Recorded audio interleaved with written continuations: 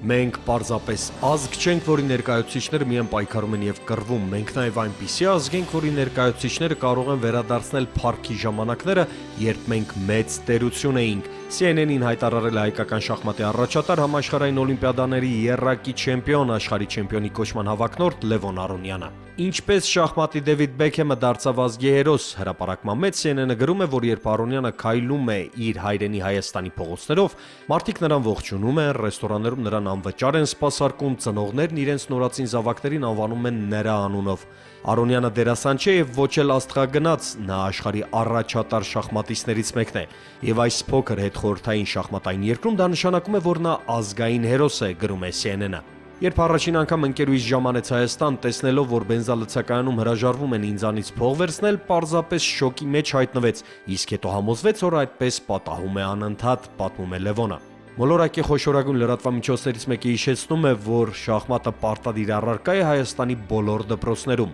Այստեղ անգամ Հանրապետության նախագահ Սերժ Սարգսյանն է Հայաստանի շախմատի ֆեդերացիայի նախագահը։ Ունենալով 3 միլիոն բնակչություն, Հայաստանը աշխարհի առաջատարն է շախմատային ուժով։ Շախմատի նախորդ 5 օլիմպիադաներում ազգային հավաքականն իր կուռքի Արոնյանի գլխավորությամբ հաղթել է 3 անգամ, գրում է CNN-ը, ըստ որի Հայաստանում շախմատի նկատմամբ ձևավորված ջերմ զգացմունքների ակունքը շախմատի աշխարհի 9-րդ չեմպիոն Տիգրան Պետրոսյանն է։ Բուրըն պատմություն ունեցող երկրի համար, որը տեսել է 20-րդ դարի ամենասարսափելի կոտորածներից մեկը,